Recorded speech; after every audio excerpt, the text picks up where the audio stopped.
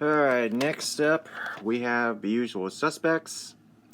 I have not seen this yet, but I do know of it. This is one of Bryan Singer's best movies. Stephen Baldwin, Gabriel Byrne, P.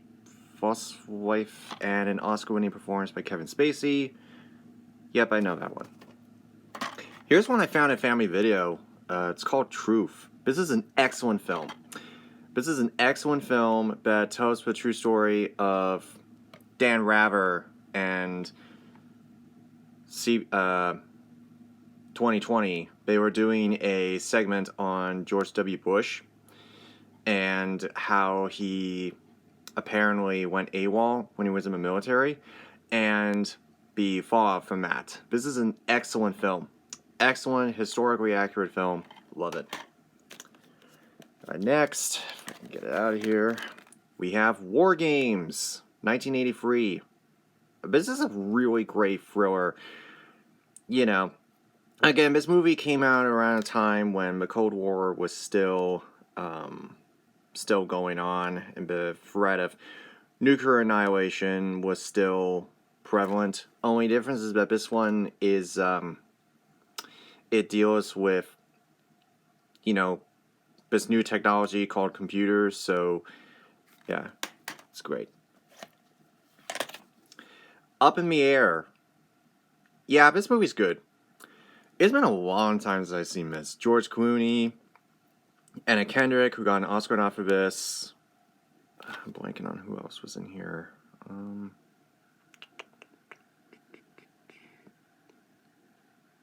Oh yeah, Vera Farmiga, whatever. Yeah, I remember this. Some guy who just travels all the time, and yeah, good movie. But here's a much better one. Tora, Tora, Tora. This is the best Pearl Harbor movie. Like, if for those of you who have seen a Michael Bay movie and were like, ugh, this sucks, I want a better one, do yourself a favor. This is the antidote. This is an excellent film. This movie was both a American and Japanese production. And I believe, if I recall, yeah, so this movie shows you step by step how the attack on Pearl Harbor happened. It shows you in great detail how it happened, why it happened, step by step, minute by minute, and historically accurate too. So this movie is absolutely brilliant. Absolutely brilliant, and the way that they did it gives a lot greater context than the Michael Bay movie ever did. So this movie's amazing. Alright, next we have my Star Wars VHSs. Now, I have many different copies of the original trilogy. I do. I have, I've got the DVDs over there, and I have the VHSs. So, let me just show you these real quick. So, this is the 1992 VHS, and you can tell because on the bottom here, focus, it says 1992 on the bottom there. Anyway, so Nathan Butler, he well-known Star Wars YouTuber, he actually collected every single release of these movies, every single release in every single version, and he said that the 1992 VHS, does not have the added line of C-3PO and the tractor beam situation. That was added in 1986 and continued until 1990, and then put back in the special editions. But I'm just going to show you this real quick, because these are excellent VHS sets. Let me show you. Get out of here for a minute. This is one of the best VHS sets that I have. This is an excellent, well-made. It has a little quote from George Lucas saying, 15 years ago I set out to make a film for a generation growing up without fairy tales. Star Wars was my own elaborate fantasy. Had its popularity gone beyond anything even I had imagined. in years to come, I hope that you, your children, and your children's children will enjoy experiencing this saga as much as I have. Okay, so take this out. And this is really, really cool. Look at this. Yeah, as someone who's a huge Star Wars fan, this is amazing. Alright, so these things fold out like this. You can actually see, if you can, the films in order. The trilogy has set new standards in filmmaking, special effects, and rousing science fiction, action, adventure storytelling. The movies and the box office numbers, and all the awards that it was nominated for and won. So, for example, Star Wars won Best Visual Effects, Best Original Score, Best Sound, Best Costume Design, Best Production Design, and it was nominated for Best Picture, Best Supporting Actor, Alec Guinness, Best Director, and Best Original Screenplay.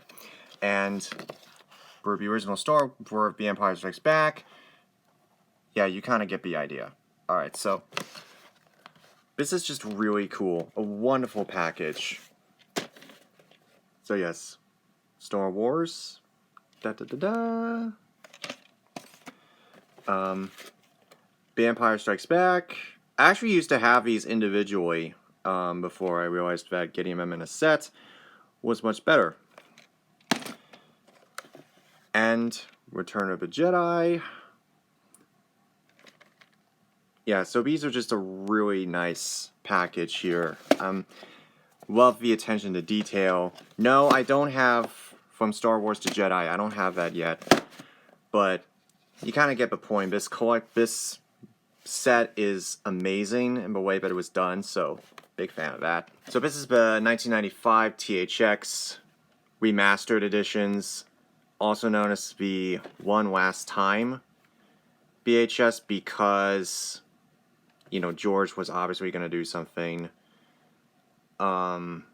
Yeah, present the final video release of Star Wars in its original version. Yep, just what I thought. I actually like having the movies out kind of like in front like this. I know some people like it, you know, like this, but if I want to get one out, say, you know, like this, it's just easier, you know, it's just easier to do that. And then we have the special edition, the 1997 original special edition. I actually have two versions of this. This is the gold one, which is this one. This is the more common one that you would see. But then I also have the collector's box set, which I've shown you before. But you can actually tell the back here, where they're actually, you know, let you know, hey, this is the special edition, complete with restored original footage, new scenes, and enhanced special effects. It's the version George Lucas envisioned when he first created this legendary film. And lastly, we have the 2000 VHS. I actually blind bought this because I had no idea what this was. And I actually popped it in, and it turns out that it is the special edition. Yep, it is the same 1997 special edition. Which, funny enough, if you actually take this out, the sides have good and evil, you know, light, dark, you know. But yeah, actually, this VHS has, for the original movie, it has a bonus documentary on the making of Episode 2 before it was called Attack of the Clones. And actually, what's funny is on the back here of the original film, it says, set 30 years after Star Wars Episode 1 The Phantom Menace, Star Wars A New Hope, the fourth episode of the saga, returns to the desert planet of Tatooine, blah, blah, blah. I'm not calling it Episode 4. Anyway, but yeah, this is crap. This is a crap. I don't even know what it is, but it's just terrible. Yeah, I mean, let me explain something. I never had an issue with special editions. I'm one of the few Star Wars fans that never had an issue with special editions. My problem is when you refuse access to the original versions. You know, you release the special editions over and over and over. You release them on DVD, on Blu-ray. You know, it's like you refuse access to the original versions. Back when the '97 special edition came out, it wasn't really a big deal because you had the originals and the special editions to go back to. But as soon as the 2000 VHS hit, every release after that was the special editions. And the sad part is that the vast majority of people don't even realize it's the special editions. And that's just sad to me. You know? We're robbing people of film history. Now, I don't have a problem watching the special editions. I really don't. I'm one of the few people that watches both. You know, by robbing our youth the opportunity to see the original versions, you're basically saying that they don't matter anymore. And that just really bothers me. You know? I mean, thank God we have thank the Jedi gods we have the despecialized editions and the Team Negative ones, 4K 77, 4K 80, and 83, which I still need to pick those up. I still need to find them online or something. But before I move away from Star Wars, there's one last thing I want to mention. I mentioned with the sequel trilogy that the worst aspect of them is that they were rushed, they weren't thought out, and so forth. But that was only the second worst thing about them. Do you want to know what the worst thing about them is? Even if Disney and Lucasfilm somehow decide, hey, we're gonna start over. No matter how many times we want to say, hey, that never happened, the sequel trilogy is canon. You know, no matter how bad they are canon. And we're stuck with them. I don't know. Let me start backwards. It might be a little easier. Total Recall. One of Paul Verhoeven's best movies. This is an excellent sci-fi film of Arnold Schwarzenegger. You know, one of a few Mars movies that actually works. There are so many moments in this movie that just stick out, and in a good way. And yeah, the plot's really engaging, the effects are fantastic, and just the whole idea that's really great. You know, really excellent sci-fi film. Next up, we have Saving Mr. Banks. This is a great film about the making of Mary Poppins and the things that went on during it, how Walt Disney tried for years to actually get P.L. Travers to allow them to make the movie, but even when she did, she essentially fought them for every little thing. So, yeah, this is a really well done film it's one of the rare Disney films that actually shows, like, the behind the scenes of making one of their most beloved films. And it's actually really well done. Tom Hanks actually does a really good job. You know? Unfriended. Yeah, I did a review on this a long time ago. But this is a film with a warning. You know, be careful what you post online, because it could, depending on what it is, it could come back to haunt you. And, yeah, this was a really effective horror film. Really effective in what it set out to do. Like, you don't even think it's a movie, but it actually is. But you don't expect it to actually scare the pants off of you. And it does. It's really well made. Now, it actually uses the whole, computer screen thing very well. So, does a really good job of that. I didn't see the second one, Dark Web, but then again, I really don't want to. Top Gun. Yes. One of the best action films of all time. Tom Cruise and Kelly McGillis. I actually have a soundtrack to this film. I actually rewatched this when the second film came out, and it holds up very, very well. It's an excellent film. It's got a pretty good story. The plane scenes are fantastic. The chemistry between Tom Cruise and Kelly McGillis is really well done, which is kind of surprising to me that she wasn't in the second one. Like, she just, I don't know what happened there, but yeah, Top Gun is a great film. Very iconic film for sure. Van Helsing, Yes, I remember watching this. This was a long time ago I saw this. This was, again, you know, this one tried to combine Dracula, Frankenstein, Wolfman, and put them all into, like, one movie. I don't remember the result. I don't remember this one that well, but I do remember watching it, so... yeah. Turbo! One of DreamWorks' most embarrassing movies. I got this for $1. Don't even ask me how. It was just sitting in the clearance section, and I'm like, $1 for this movie? Sure. It's about a snail that runs at supersonic speeds. I mean, you could just tell this wasn't really thought out, but I don't know, whatever. Now here's a rare one that people don't talk about.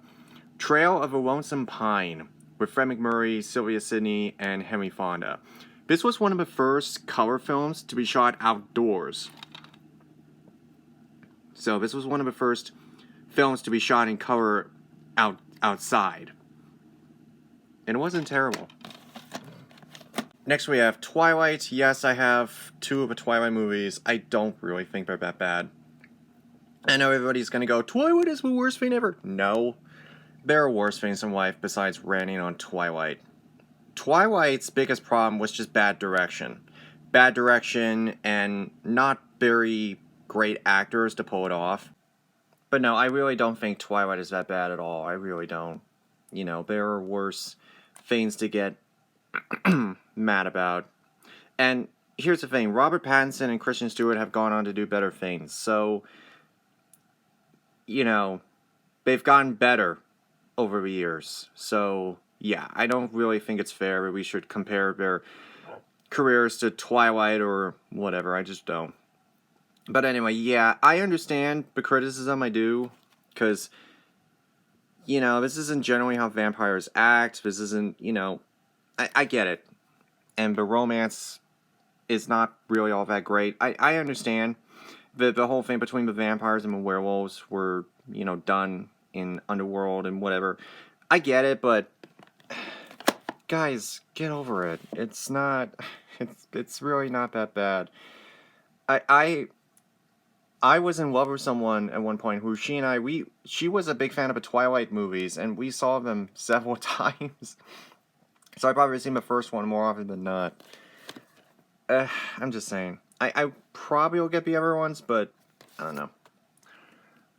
Anyway, Touch of Evil. This is an excellent film noir. One of Orson Welles' best movies. Janet Leigh and Charlton Heston. This is a really great film. It's been a long time since I've seen it, but I remember watching it on TCM one time. This is the 50th anniversary edition. It has all 3 cuts of the film, bonus features, and so forth. I say watch the restored version because that's the one that it actually includes the memo that Orson Welles wrote out to the studio, begging them to restore it back to the way it was. So, yeah, you can watch all 3 cuts if you want, but I recommend the restored version because that's the one that restores everything that Orson Welles wanted in the film. Yeah, it was one of those situations where studio interference got him away. But Trouble with Harry. Now, this is one of only 2 comedies that Alfred Hitchcock did. This one's only funny if you think about it afterwards. You know, like, some guy shows up dead and, like, you know, nobody knows what to do with him. It's kind of a far-fetched scenario, but that's the thing about Hitchcock. He's able to take these ideas and make them work. You know?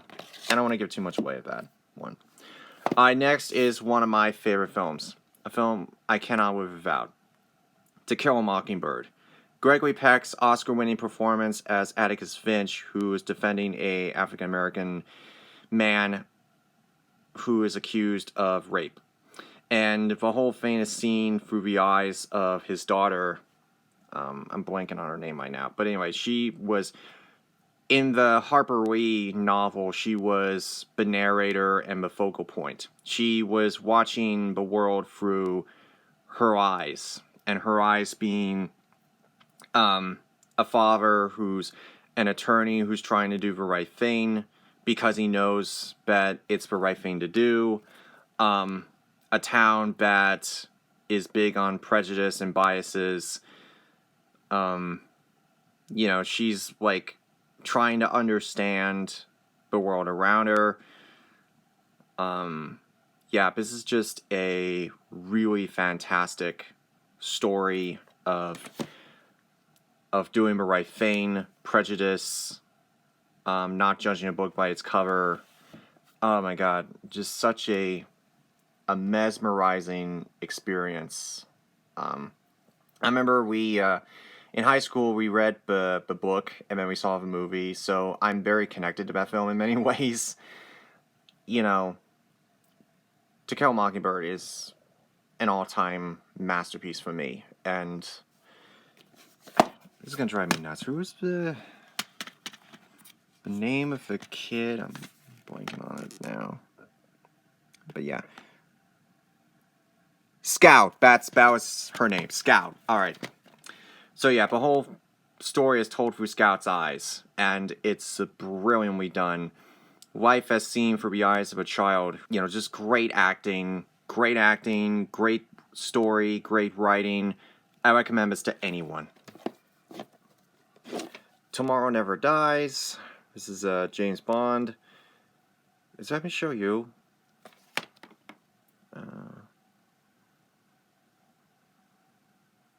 Yeah, it is. Okay. There it is. The Tourist, I don't know what that is, to be honest. This is Spinal Tap. Rob Reiner mockumentary of sorts on the group Spinal Tap, which actually, they're actually real. They're actually a real group. And this, of course, has the famous amp going up to 11 thing. That was really funny. And guess what? Apparently Rob Reiner is making a sequel to it. I have no idea how that's supposed to. Next up, Toy Story 3. This was the last good Toy Story movie. And this is a film that really tugs on my heartstrings, and for good reason. This is a film that really speaks to a lot of us. That feeling of, leaving our toys and stuff behind, and what exactly is the side effects of that, Yeah, I remember this very well. And the whole reality of and the whole thing about the nightmare of the daycare center, they paint it as like this great escape kind of scenario. But I definitely remember this one. I actually remember crying, actually, at the end. The ending is one of the most important endings in Pixar history. And of course, it really emphasized the relationship we had with these characters, even if they weren't always the best films. But it's actually one of the best endings in Pixar history. So touching, so moving, very, very deep, very meaningful. And then Toy Story 4 ruined it, so whatever. But Towering Inferno, oh yes. It's hard to say which is my favorite Irwin Allen disaster film, whether Poseidon Adventure or Towering Inferno. I was always a Poseidon Adventure fan, but I remember watching these quite a bit when I was younger. Steve McQueen, Paul Newman, William Holden, Faye Dunaway, Fred Astaire, Richard Chamberlain, Jennifer Jones, O.J. Simpson, Robert Vaughn, Robert Wagner.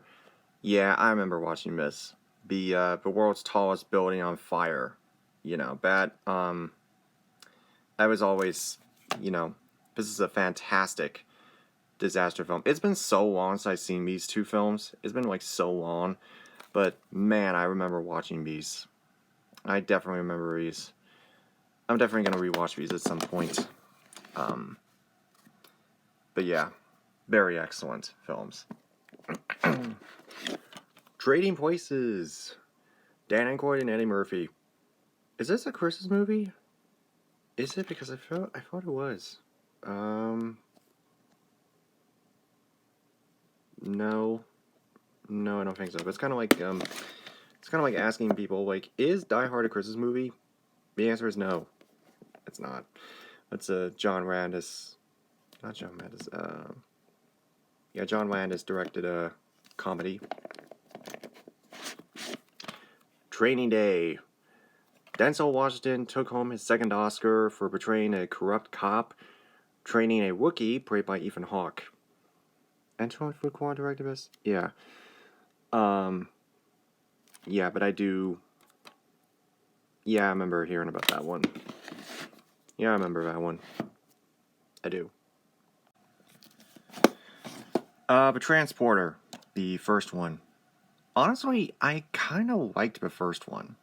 I mean, it wasn't great or anything, but it was relatively fine for what it was. One of the couple Jason Statham movies I like. Jason Statham, he plays like a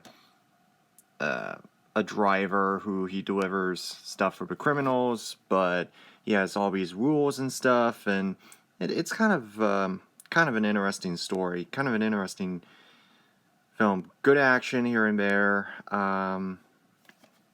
It's actually pretty good.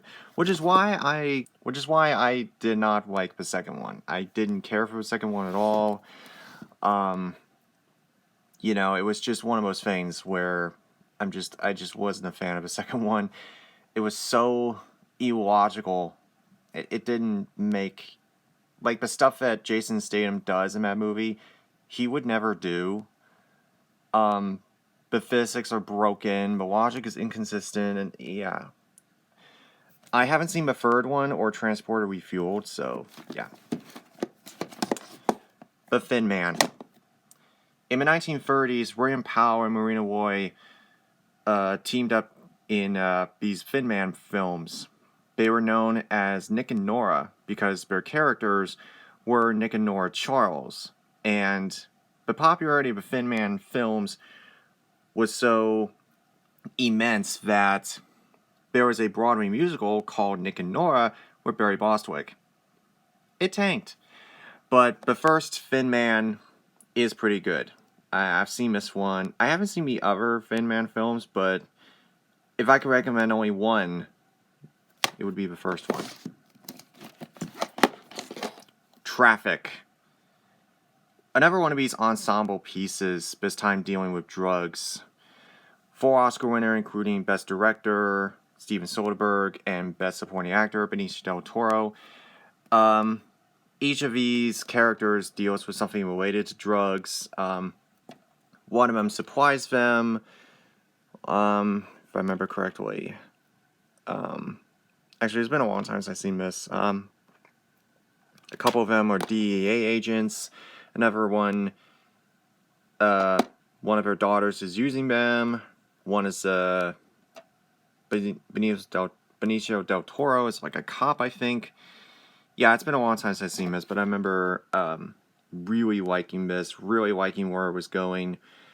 And overall, yeah, it's good. Now, did Criterion re-release this? I've seen it on DVD, but not on Blu-ray, so I don't have the Criterion edition of that one. I'm trying to find it, though. Next up we have Transformers, the movie. Yes, the Transformers. I haven't really seen the original show, but I did watch this movie. I saw it once, maybe like many, many years ago. And yes, the original Transformers movie is a classic. Essentially a sort of a finale to the show, if you will. Of course, Peter Cullen and Frank Welker from the show are in this. I actually met Frank Welker in person at the last Fan Expo event last year, actually. The same Fan Expo where I met Mark Hamill. Anyway, so yeah, this movie is fantastic. Wonderful soundtrack, beautiful animation, ingenious story, and sort of serving as a finale to the show, if you prefer. The whole idea of the Matrix orb, I believe it's called. And the whole threat of Unicron, a planet-destroying transformer who's trying to, essentially destroy Earth and all the planets and stuff. And yeah, it's really great. It's a great movie. And then we have the Michael Bay Transformers. Okay. Let me explain something, okay? First of all, I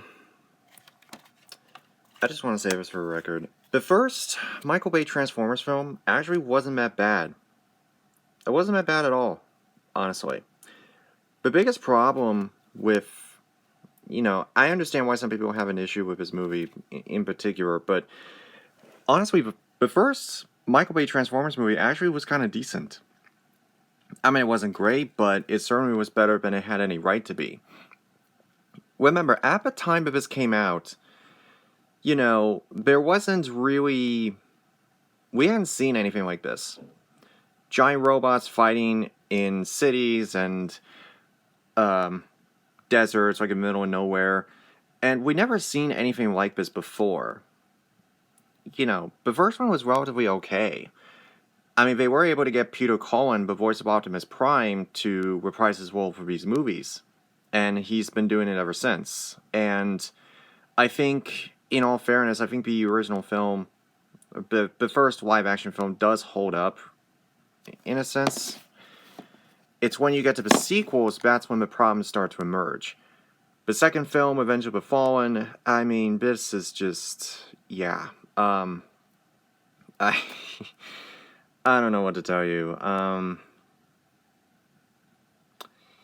Yeah, this is when the film started to become just bloated, explosion-filled, just messes, So yeah, that's kind of a problem, especially when you take into consideration the fact that... Did they get Frank Welker in these? I don't really know, and it doesn't really matter. The third film, Dark of the Moon. I had such a bad experience with that movie, I don't even want to talk about it. Age of Extinction, I couldn't even get through the first 15 minutes. I am not making that up. And I didn't even bother with the last night. Bumblebee was actually pretty good. Bumblebee was actually pretty good because it had like an actual story, Same with Rise of the Beasts. Rise of the Beasts was actually pretty solid. And Transformers 1 was pretty good. If you ignored the marketing, which I really need to pick that up, the last two. The Wedding Date, Prime, and Wimbledon. Wimbledon? Anyway. Yeah, I'm not a fan of these, like, universal triple feature, quadruple features, because they basically just have the movies on there, and they don't have any extras. It's one of those things where you just get... It's one of those things where you get what you pay for, basically. I don't even know why I have it, to be honest. The Treasure of the Sierra Madre. A big influence on Indiana Jones, with Humphrey Bogart, and an Oscar-winning performance by Walter Huston. Directed by the great John Huston. This was definitely a big Indiana Jones influence, for sure. This and I think there are many others, like Zorro's Fighting Legion, and there were some other like film serial stuff that excuse me. There are others that inspired this film, so yeah. The Tremors Attack Pack. So this has, yes, I did the thing where I put the sticker inside the case. I don't know why I did that. Yeah, we have the first Tremors from 1990. I think 1990. With Kevin Bacon and Fred Ward. Yeah, I remember watching the first one. I actually remember watching all these, actually, when I was young. But it's been so long since I remember them that... It's been so long since I've seen them, but I practically don't remember them. I do remember the creature in these movies. They were known as graboids. Yes, graboids. Tremors 2, Aftershocks, 3, Back to Perfection, and 4, The Legend Begins. And I believe they've made more since then. So, yeah, I may actually want to consider rewatching those in the future. But yeah, I do remember those. At least, I remember watching them. I just don't remember them now. Anyway, True Grit. This is a classic right here. Be a classic Western with Baduke winning an Oscar for portraying Rooster Cogburn, who helps a young girl track down the person who killed her dad. Also with Glenn Campbell. Yeah, I remember this. This film mainly is about, you know, it's not really about getting revenge. It's about, you know, are you seeking justice for the right reasons?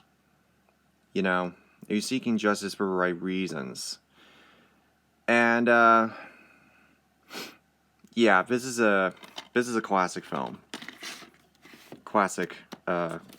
A classic Western worth checking out.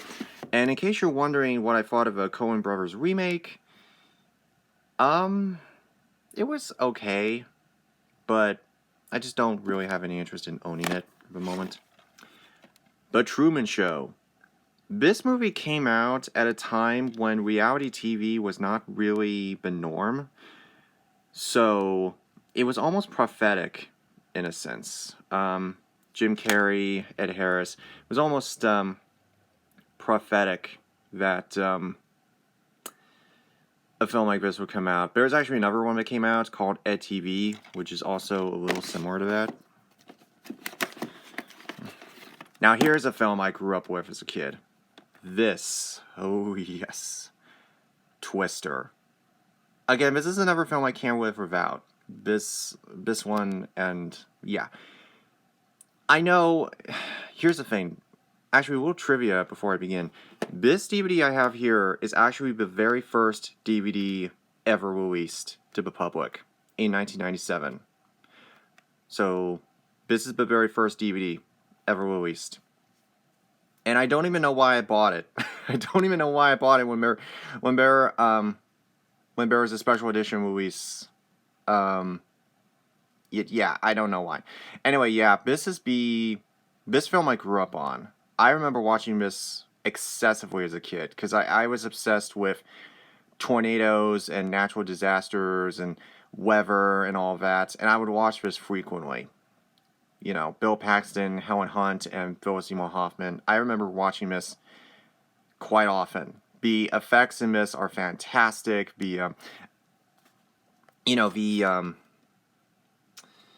tornado destruction in it is very realistic. There's many great scenes that stand out. Most notably the drive-in scene and the last, I think, 15 minutes where the F5 tornado is basically destroying everything. Yeah, I remember watching this excessively. Yeah, this is a film that I'm very sentimental about, despite its flaws. I know there are some people who don't like this movie, but I am very sentimental about this one. So, yeah, very sentimental about that film. And then next we have Two Mules for Sister Sarah with Clint Eastwood and Shirley MacLaine. It's been a long time since I've seen this, but this is another one of the early Clint Eastwood films that I saw when I was younger. You seeing a theme here?